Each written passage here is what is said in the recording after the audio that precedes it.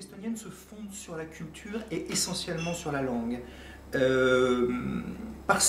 En France, l'identité se fonde beaucoup sur l'histoire, et l'identité est extrêmement monumentale.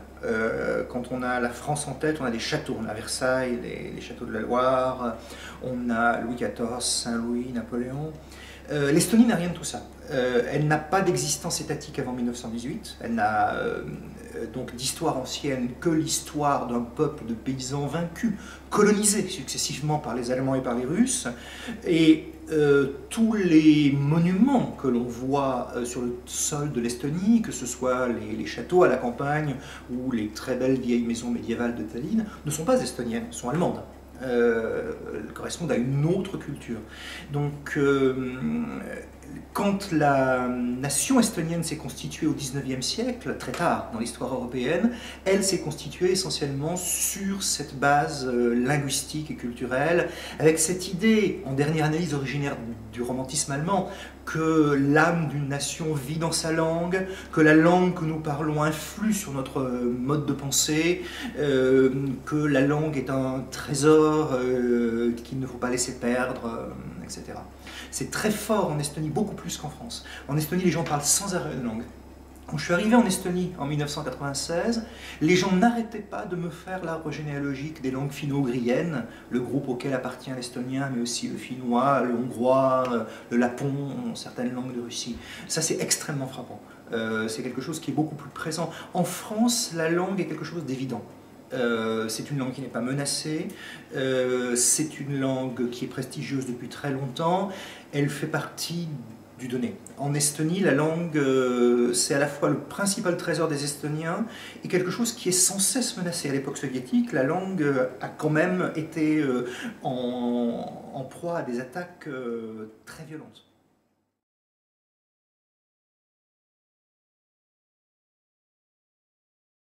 C'est ça qui s'est passé, c'est-à-dire que bon, l'Estonie était une société coloniale, mais les Allemands qui ont donc dominé l'Estonie pendant 700 ans, hein, du XIIIe au XIXe siècle, avaient beaucoup trop de mépris pour les Estoniens pour réellement envisager de leur permettre de parler allemand. Et puis les Allemands étaient très minoritaires, hein, ils n'ont jamais dépassé les 3% de la population. Les campagnes notamment sont restées de manière très homogène estonienne. Il n'y a jamais eu d'immigration de paysans allemands, par exemple, qui se seraient mêlés aux paysans estoniens. Par ailleurs, les politiques linguistiques agressives, c'est surtout le XXe siècle.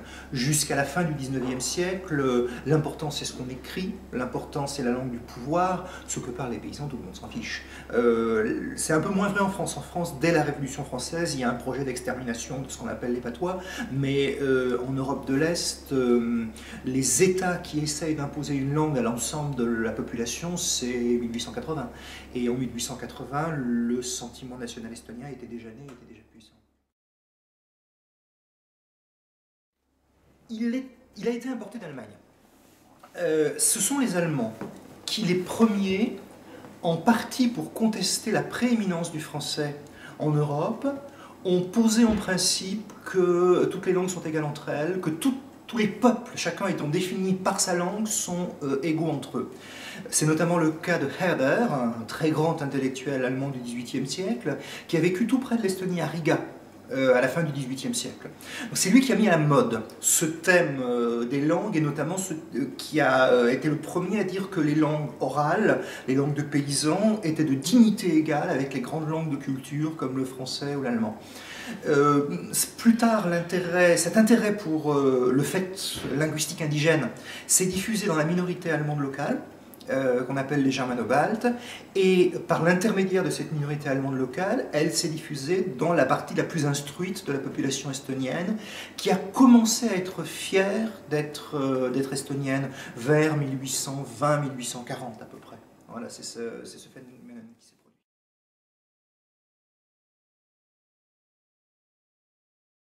C'est très paradoxal, mais si on y réfléchit bien, il se passe la même chose aujourd'hui en Amérique latine. Hein. La fierté indienne qui qui renaît spectaculairement aujourd'hui, elle renaît en partie parce que des films de Hollywood sont aujourd'hui favorables aux Indiens, parce que des touristes viennent d'Occident et valorisent aujourd'hui positivement tout ce qui est indien, parce qu'il y a depuis les années 1920, dans les élites des pays latino-américains, des écrivains indigénistes, mais leur indigénisme vient d'Europe, vient d'Europe et des États-Unis. En fait, c'est un phénomène assez banal. Les modes culturels se diffusent plutôt de haut en bas que de bas en haut, puisque structurellement, ce qui se passe au sommet de la société est plus prestigieux que ce qui se passe à sa base. Alors, effectivement, ce qui est paradoxal, c'est que, en plus, ça vient d'ailleurs, ça vient d'Allemagne, effectivement, mais c'est vrai de toute l'Europe centrale. Cette passion pour la langue, cette identification de la nation à la langue vient d'Allemagne et s'est diffusée après, en fait, en Pologne, en Tchéquie, en Roumanie, en Russie, dans une certaine mesure aussi. Il s'est d'abord traduit par la littérature. C'est là-dessus que les Estoniens ont investi énormément à partir du 19e siècle. Donc ils se sont créés une littérature, et pour se créer une littérature, ils se sont créés une langue de culture. Car évidemment, en 1800, l'estonien était une langue de paysans, avec assez peu de vocabulaire, avec assez peu de souplesse pour exprimer les concepts du monde urbain contemporain.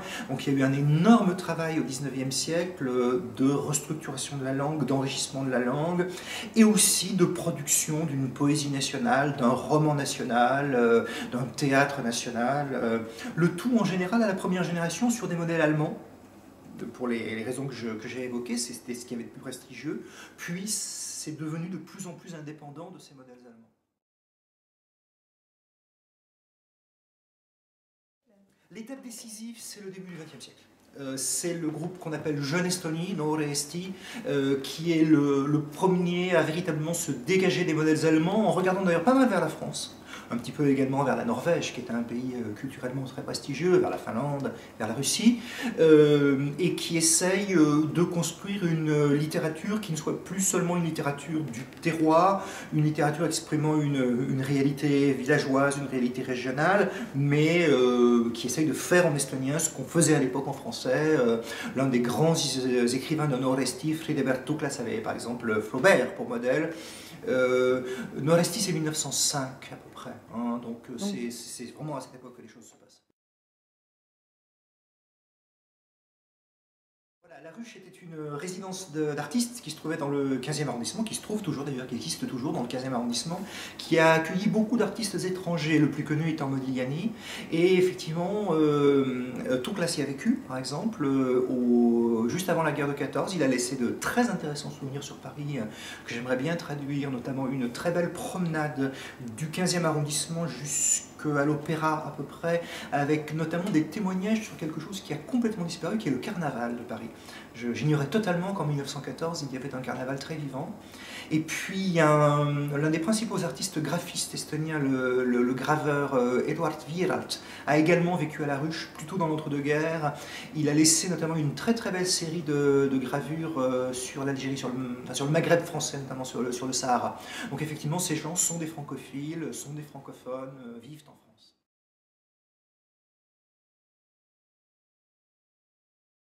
Bien sûr, d'autant plus que là, l'idéologie officielle est une idéologie très très nationaliste, il y a une éducation nationaliste dans les écoles, donc effectivement il y a un très fort nationalisme à cette époque. Mais ça ne dérive pas comme en Allemagne. Ça reste dans les limites du nationalisme culturel, ça ne devient pas un nationalisme racial. En 1939, Staline est l'allié d'Hitler, et c'est ce qui provoque la Deuxième Guerre mondiale. Et donc à l'automne 1939, effectivement, l'une des premières choses que fait Hitler, c'est d'exiger que la minorité allemande des pays baltes regagne l'Allemagne, le but étant de s'en servir pour peupler la Pologne, les terres des sous-hommes slaves qui devaient devenir une partie de la Grande Allemagne. Donc une minorité qui a été dominante pendant 700 ans disparaît sans laisser de traces. Aujourd'hui c'est un fantôme. Les Estoniens sont très peu germanophones, très peu conscients de l'importance de l'héritage allemand dans leur culture également. Pourquoi? Parce que c'est pas enseigné, petite parenthèse. C'est pas enseigné, effectivement, et puis le nationalisme estonien s'est construit contre l'Allemagne, et donc a tendance à nier tout ce qui est venu d'Allemagne dans la culture estonienne. Après quoi, il y a 1 an et demi d'occupation soviétique épouvantable, très dur, avec des milliers de gens fusillés, avec des déportations en Sibérie, avec une nationalisation forcée, à marche forcée de l'économie qui aboutit à une espèce d'effondrement. En juin 1941, Hitler change d'avis, attaque Staline, et il y a 3 ans d'occupation allemande, qui sont assez durs aussi, nettement moins durs que l'occupation soviétique, de l'avis de tous les Estoniens. Et puis en 1944, l'armée rouge revient, et l'Estonie devient une république socialiste soviétique, une partie de l'URSS, jusqu'en 1991.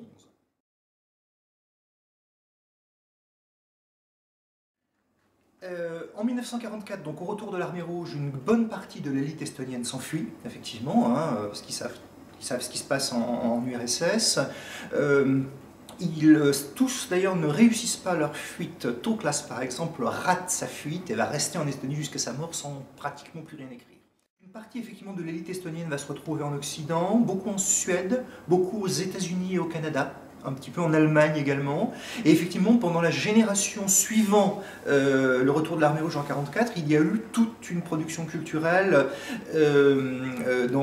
d'Estoniens exilés qui, en fait, qui est beaucoup plus intéressant. Enfin, dans les années 50, c'est beaucoup plus intéressant que ce qui se fait en Estonie même, parce qu'en Estonie, la répression est telle qu'on peut pratiquement rien publier. Le meilleur écrivain estonien des années 50-60 est sans aucun doute Karl Restikiri, qui a écrit en Suède. D'ailleurs, certains de ses livres, en fait, on les trouvait dans les années 70 en Estonie soviétique. C'était pas complètement interdit. C'était des livres apolitiques qui parlent en général du Moyen-Âge. Donc, il y avait quand même des liens, en fait, mais très distendus. Une partie des créateurs estoniens ont été également effectivement déportés en Sibérie, notamment le poète Heiti Talvik qui est mort au Goulag en 1948. Il n'y a pas eu énormément de productions liées au Goulag, il n'y a pas de grand écrivain estonien du Goulag. Arvo Valton a écrit un livre qui s'appelle Masendus ja lootus, littéralement la déprime et l'espoir, qui est sur les Estoniens déportés en Sibérie. Lui-même a perdu un frère là-bas, il y a passé 10 ans, il y a perdu un frère. Et dans les années 80, au moment de la perestroïka, il y a eu des livres, un livre de Raymond Kaukver qui s'appelle Lettres du camp, un livre de Marie... qui s'appelle Marie en Sibérie, dont je ne me rappelle plus l'auteur, Heinokik, qui est traduit en français, qui a été traduit en français à l'époque. Donc il y a effectivement une littérature estonienne du Goulag, mais il n'y a pas d'œuvre aussi importante que celle de Chalamov ou celle de Solzhenitsyn.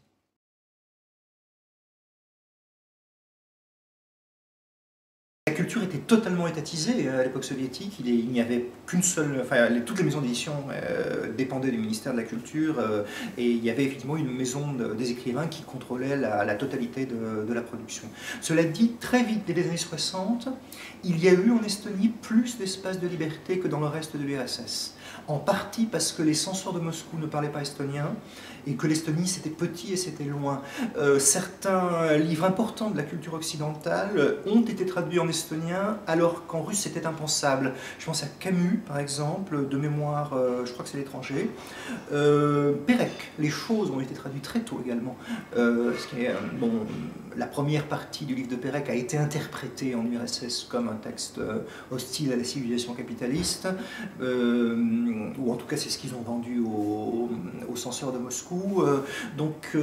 Il y avait en Estonie un petit air de liberté qu'on venait respirer quand on vivait à Moscou. Il y a un très joli texte là-dessus, c'est le premier livre d'Aksionov, Billet pour les étoiles, qui raconte, qui est écrit en russe, qui raconte l'histoire d'une bande de jeunes de Moscou qui, pour s'aérer la tête, vont en Estonie, vont travailler dans le kolkhoz de pêcheurs qui était près de Tallinn, et puis vont respirer en Estonie un petit air de liberté. Bien sûr. À la fois, les Estoniens ont eu le sentiment très fort que leur langue était menacée à l'époque soviétique, et effectivement, c'est par la langue qu'est passée la résistance. Hein. À tel point que même des textes qui aujourd'hui apparaissent comme totalement neutres politiquement ont pu apparaître comme politisés par le simple fait qu'ils étaient écrits en estonien, qu'ils étaient écrits dans un bel estonien, etc. Il faut savoir qu'à l'époque stalinienne, le pouvoir soviétique, par exemple, en 1949, si ma mémoire est bonne, a imposé que la plus importante distinction littéraire pour une œuvre en estonien soit attribuée à une œuvre qui en fait était une traduction du russe. Hein, donc effectivement, il y avait du côté du pouvoir soviétique l'idée que l'estonien devait se rapprocher du russe, que les Estoniens devaient lire plus d'auteurs russes en russe ou en estonien, etc. Donc l'estonien est vraiment apparu comme la langue de la résistance. Et du coup, effectivement, le nationalisme linguistique est aussi fort aujourd'hui qu'au XIXe siècle, sinon plus, parce qu'il a été renforcé par cette lutte qui a quand même duré 44 ans. 44 ans, c'est long, c'est plus d'une génération, et qui s'est achevée il y a 21 ans, donc c'est encore tout frais.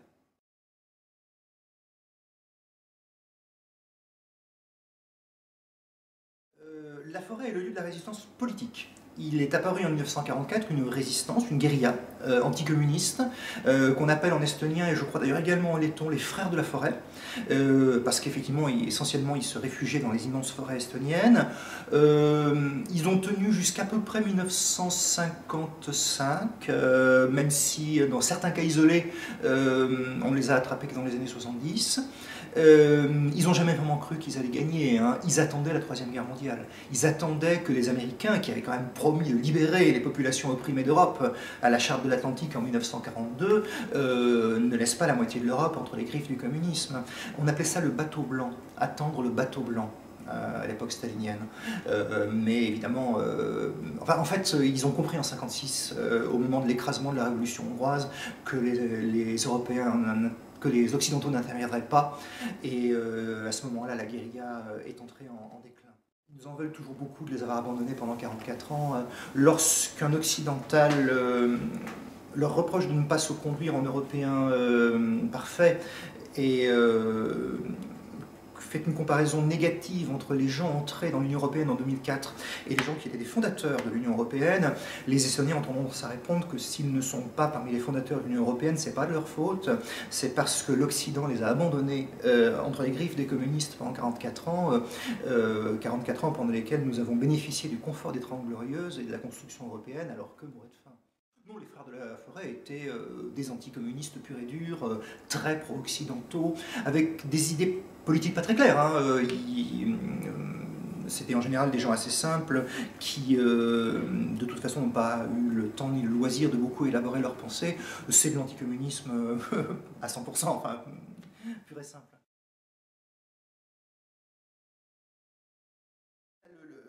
Le processus qui a mené à l'indépendance des pays baltes s'est amorcé vers 1987, 88 à peu près, dans le cadre des réformes de Gorbatchev, la perestroïka, c'est-à-dire la reconstruction économique de l'URSS, et la glasnost, c'est-à-dire l'exigence désormais de transparence dans un pays qui était connu comme le pays du grand mensonge. Donc les Baltes s'en sont emparés dans un premier temps sur un plan culturel, parce que chez eux la culture est très importante, et aussi parce qu'à cette époque, en 87-88, il n'est pas encore possible de contester politiquement le système. Il y a des limites à la révolution gorbatchevienne. Donc l'exigence dans un premier temps, c'est l'égalité entre l'estonien et le russe, sachant qu'au début des années 80, le russe est très très dominant en Estonie. 80% des programmes de la télé sont en russe. Dans la plupart des administrations, les formuliers ne sont plus qu'en russe. Dans beaucoup de magasins à Tallinn, si on parle estonien, on se fait insulter, sachant que la population de Tallinn est devenue à majorité russe vers 1980. Hein, et beaucoup de Russes sont venus de Russie s'installer en Estonie, et les Estoniens étaient menacés d'être une minorité sur leur propre territoire. Donc tout ça a été extrêmement inquiétant. Donc les premières revendications se sont faites sur le plan culturel et aussi sur le plan écologique, qui n'était pas trop politisé. Il était possible de protester, autour notamment d'une sombre histoire d'exploitation de phosphate sur le territoire de l'Estonie. Et puis très très vite, Ça a explosé parce que toute l'URSS a explosé. La marmite bouillait depuis si longtemps que le couvercle a explosé au nez de Gorbatchev. Mais c'est les Lituaniens qui ont été les plus activistes. Les Estoniens ont été très pacifiques. Ils sont très peu nombreux, ils sont moins d'1 million les Estoniens, ils ont une conscience très aiguë du fait qu'ils étaient parfaitement déportables en Sibérie dans leur entièreté. Hein. Les Tchétchènes qui ont été déportés en 1944 étaient à peine moins nombreux. Donc ils ont été prudents, les Estoniens, et du coup cette révolution a été une révolution très pacifique, il n'y a eu aucun mort en Estonie, alors qu'en Lituanie il y en a eu 20 et en Lettonie il y en a eu 4. Tout s'est fait par une série de meetings où on a énormément déclamé de la poésie contemporaine et du 19e siècle, et où on a énormément chanté. En effet, le chant a occupé une place très importante dans la naissance du nationalisme estonien, la conscience nationale estonienne au XIXe siècle. C'est aussi quelque chose qui est venu d'Allemagne, hein, l'habitude de chanter en commun, des choraux, des leaders, etc. Et le festival panestonien, notamment, qui a lieu tous les 5 ans à Tallinn, est un événement culturel extrêmement important, parmi les plus importants dans la vie culturelle de l'Estonie. Donc en 1988-89, on a énormément chanté. Du coup, ça donne à cette révolution évidemment un aspect profondément sympathique. Pas de terrorisme, très peu d'intolérance, pratiquement pas de violence. À la fin, ça a failli mal tourner. Il y a eu quelques mois très tendus, début 1991, mais ils ont toujours évité la violence, contrairement à ce qui s'est passé dans le Caucase où ça a tourné au bain de sang.